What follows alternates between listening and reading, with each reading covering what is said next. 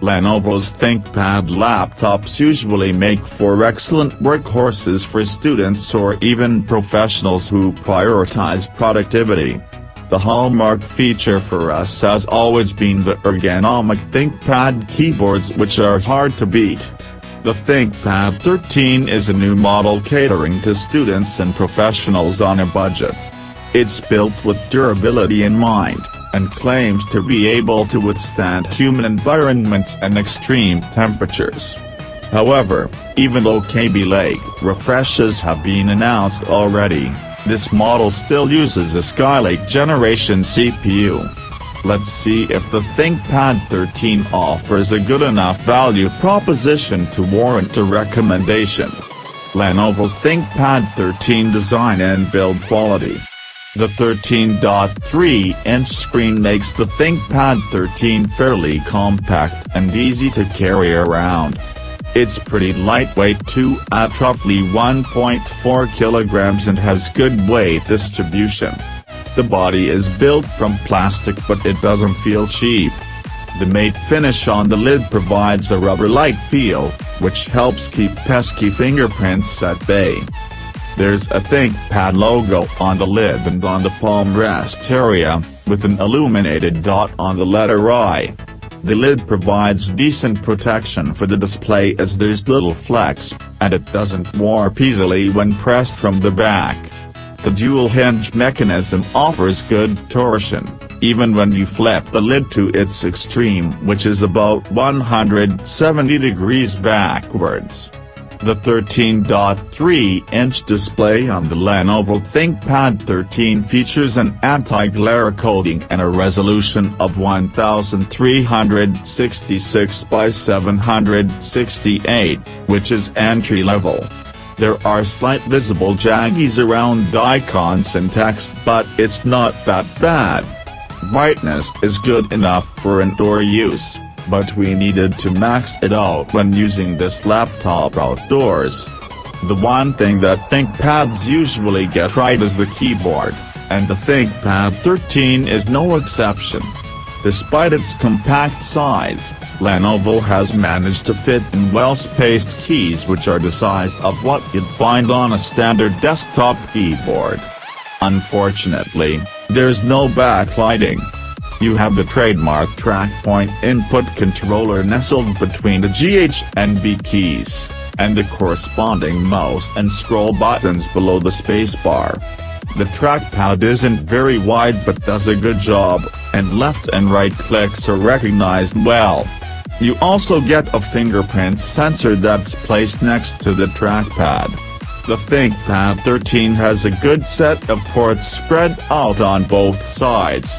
You get 3 USB 3.0 ports, a USB Type-C port, USB 3.1 Gen 1, a headphone and microphone combo socket, HDMI, an SD card reader, and a proprietary one-link connector for connecting a ThinkPad one-link dock.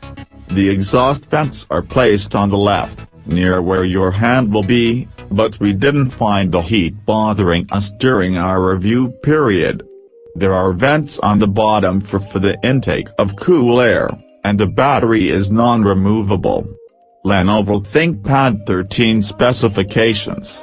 The Lenovo ThinkPad 13 unit we received was configured with an Intel Core i5-6200U CPU, which is a dual-core model with Intel's hyper-threading feature.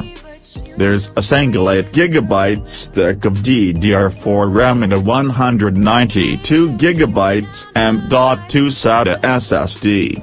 Other specifications include a HD webcam, dual-band Wi-Fi 800 2.11 acres, and Bluetooth 4.1.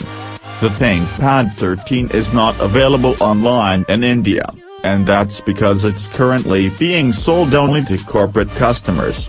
However, Lenovo tells us that new models with Kaby Lake CPUs will be available online in India by the end of January, and that there shouldn't be any major price difference. The version that we receive has a discrete TPM, Trusted Platform Module, chip which is used to encrypt critical information. The BIOS also gets an anti-theft technology from CompuTrace. Our test unit came without a Windows installation, but if you buy the retail model, you should expect Windows 10 with some preloaded software like Lenovo Companion, Lenovo Settings, Reach It and Share It. A trial version of McAfee Live Safe should also be bundled. Lenovo ThinkPad 13 Performance. We loaded up Windows 10 Pro and updated the drivers and software to get the ThinkPad 13 running. The SSD helps in shortening boot and application load times, but the write speeds are a bit disappointing. In CSoft Sandra's file system benchmark, we got a sequential read bandwidth score of 459 MB per second, while the write bandwidth was a mere 143 MB per second. Out of the 192 GB of storage space, you actually get 172 GB, and of this, around 15 GB is taken up by the OS, leaving you with about 150 GB for programs and files. This is a decent amount of space for work or school needs, considering there's always cloud storage. However, if you have a lot of media or large files, then you'll probably run out of space pretty soon. A 256 GB SSD would have been preferable here. The laptop returned decent scores in benchmarks, except for graphics-heavy tests. In PC Market, we got scores of 3,255, 3,756, and 3,088 in the Home, Creative, and Work test suites respectively. Trackpad gave us just 715 points in the standard Firestrike benchmark, which shows that the integrated Intel HD Graphics 520 GPU isn't really designed with gaming in mind. Then again, neither is the ThinkPad 13. However, don't rule out its multimedia capabilities just yet. The ThinkPad 13 can handle 4K video playback with ease, and sound is surprisingly good for a business laptop. There are two speaker slits on either side of the body, firing downwards, that manage to produce rich and wholesome sound. The volume level is very good, and mids and highs sound good. The HD webcam doesn't produce a noisy picture indoors, although it is a bit hazy overall. The built-in 3-cell, 42Wh battery lasted for 2 hours and 26 minutes in Battery Eater Pro, which is fairly normal. In real-world usage, we easily managed to go around 7 hours at a stretch. This means that even if you do forget your power adapter at home, you should be able to get through most of a workday without worrying. Verdict. While you won't be able to pick the specific model up right now, we're told that refreshed ThinkPad 13s with Intel's Kaby Lake CPUs are only a few weeks from hitting our shores.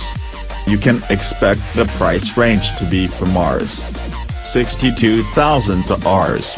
75,000, depending on the configuration you select. The best part is that the refreshed units will have backlit keyboards, something we sorely missed here.